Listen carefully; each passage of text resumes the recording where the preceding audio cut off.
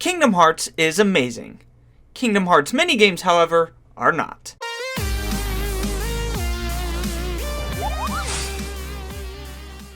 Minigames are a common practice within most video games and have been for essentially as long as many of us can remember. And for me personally, while not always, they most of the time do not live up to the standards set by the main game themselves, mainly serving as ways to artificially fluff up the playtime. And the Kingdom Hearts series is no stranger to challenging, annoying, or even downright tedious minigames to complete that fans either love or hate, or even love to hate. So today, I thought it would be fun to list 5 of the worst minigames in the Kingdom Hearts series. Before we get started though, like always with these kinds of videos, a quick disclaimer. The minigames on this list are here because of the requirements to complete them in an effort towards 100% the game, not just from the standards of finishing them throughout the story. And by nature of what a minigame is, we may or may not agree on this list entirely, or at all. Some minigames could be downright easy to you, while I feel like I'm walking barefoot down a road of broken glass, and that's okay, because regardless of whether or not we agree, I encourage you to leave your thoughts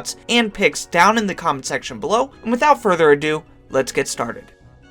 First up on the list is the Frozen Slider minigame from Kingdom Hearts 3. Now, on its own, this minigame isn't that bad, and it's not necessarily difficult either. The sliding controls suck, whether it's here or the Cherry Flan in Mount Olympus, but beyond that, it's not entirely difficult to get from start to finish with this one, which is why it's at the end of this list. What really grinds my gears with this minigame is the amount of times you need to fully complete it, just to get the one item that is the entire reason anybody would subject themselves to this for, and that is the Orichalcum Plus that is required to obtain the Ultima weapon. This minigame is honestly a lot like the Jungle Slider minigame from Deep Jungle in Kingdom Hearts 1, where you basically have to take multiple different paths down a course, collecting the required collectibles along the way. The biggest difference is that in this game you have to complete the course every time to keep your progress, whereas in Deep Jungle the treasures are in waves, so you collect the first stage of 10 treasures, back out without losing what you've done, meaning you don't have to complete the whole course every time, and then go back in for the next stage, rinse and repeat. Again, neither of which are hard. They can both be pretty tedious. Both of them require you to go back into the minigame multiple times, but at least you don't have to go from start to finish every time to progress forward and move on to the next collectible. Whereas with the Frozen Slider minigame, if you collect a treasure piece and then back out in the hopes you just move on to the next one, you lose the item you collected, meaning not only do you have to repeat this minigame multiple times, but you have to complete it multiple times in its entirety. And you might be lucky if you can get more than one, but in my playthrough, it was one treasure per run, which basically boils down to needing to complete this course in its entirety 10 separate times, and that is assuming you don't miss any of the treasures along the way. This is definitely one I am not looking forward to doing ever again.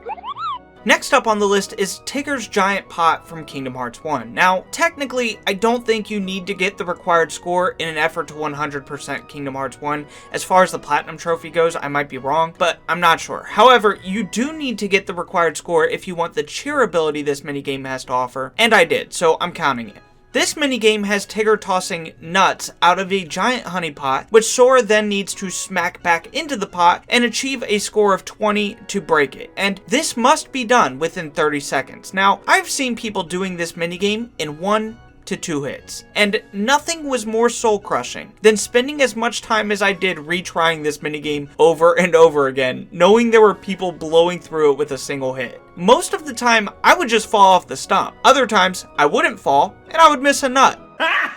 Or, I wouldn't fall, wouldn't miss the nut, but for whatever reason couldn't score 20 points within the required 30 seconds. The trick to this minigame is to hit the nut at its climax. So, the best way to go into this is with a Keyblade that has a long reach and to stand back on the stump, and this was no doubt a case of get good syndrome, because even retrying the minigame to record this, I didn't have any issues. I'm not sure if I was hitting it too late, too early, or just not using the right Keyblade when playing through it for my plat run, but man, this minigame surely gave me way more trouble than it should have, especially considering the fact I have done it multiple times now for the recording of this video with complete ease, but I can only attribute it to the fact that now that I don't need to complete it, I'm able to do so no problem. This minigame has left a sour taste in my mouth, and that's why it's on this list. Oh look, another Tigger minigame. On to Jumpathon from Kingdom Hearts Re: Chain of Memories. Basically, this minigame is the Tigger equivalent to Simon Says and consists of Tigger jumping from stump to stump, which you then have to successfully replicate. Now, at first, I remember starting this minigame and thinking, oh yeah, not a problem. However, to get the trophy for this minigame, you need a score of 120 points, of which you gain 1 point for each successful jump, which still doesn't sound that bad. That is until you get, 10, 15 turns in, and end up needing to remember 20 separate jumps while also learning the new ones. Oh, and don't forget, you're still like 80 points away. Now, the cheese to this is that once you start an attempt, his jumps don't change. He just adds new ones to the end, so if you write down the jumps he does and then follow them, you can easily blow through this trophy. But I didn't immediately try that. It wasn't until like 40 minutes into trying this minigame before I ended up having to get a pencil and paper and look like Light Yagami trying to quickly jot down Tigger's jumps as quickly as I could follow them.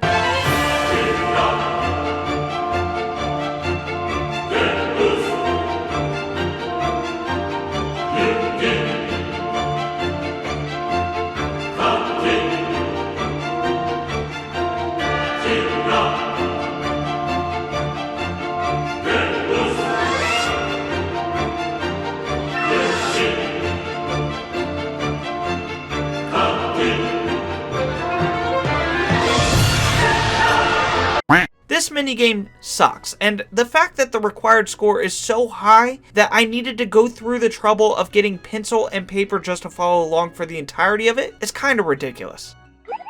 Now, this is another one that really isn't too difficult at face value. It's basically just Kingdom Hearts Monopoly. Once again, the problem here is less around the difficulty of this minigame and simply the fact that the command board is repetitive and can take a decent amount of time to complete, which wouldn't be so bad if it weren't for the fact that this is probably the least fun mechanic in the entire Kingdom Hearts series. Not to mention, like most of Birth by Sleep's biggest issues when it comes to platinuming the game, it requires you to complete and meet all of the command board requirements 3 separate times. These requirements consist of 7 command board wins in Arena, and then for the command board exclusive abilities such as Ragnarok and Meteor Shower, as well as the Pete D-Link, you can only get those from the command boards outside of Arena. And while you don't have to win those games, there were at least 6 or 7 times that I was going after an exclusive command, just running circles around it for 10 to 15 minutes, while the RNG gods of yore laughed in my face as the NPC lands on and purchased the abilities that I was needing to get. Which, at that point, you might as well just restart the game, toss some dice up in the air, and hope for the best on the next one. Or,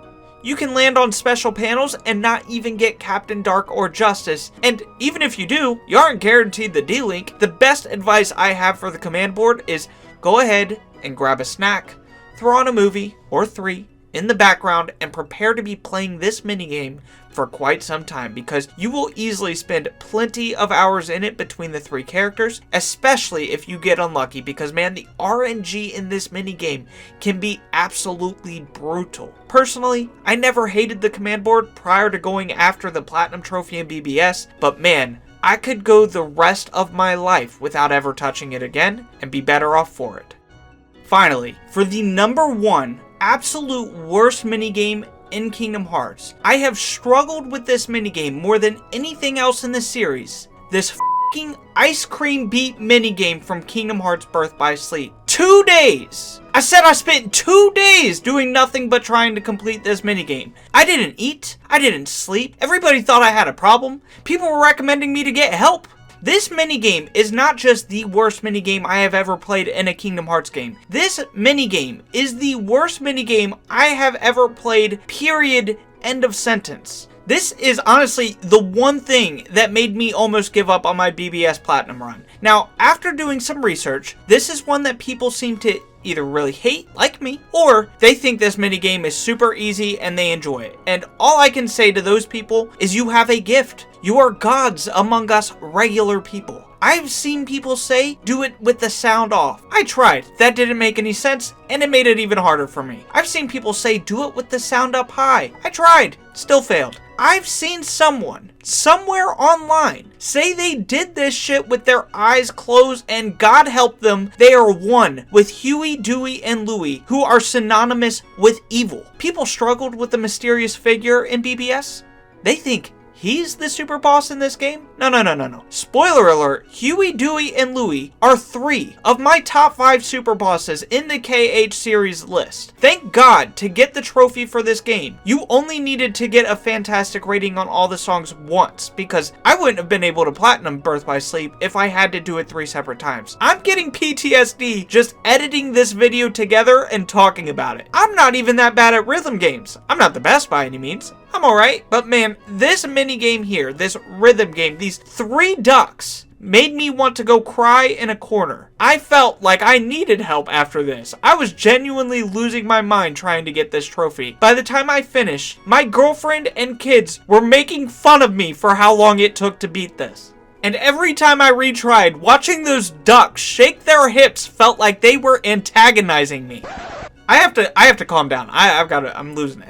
But anyways, guys, that was my top 5 worst Kingdom Hearts minigames. Let me know down in the comments what you think and what your picks would be. If you enjoyed this video, be sure to give it a like and subscribe to stay up to date on all my latest videos, and I will see you next time.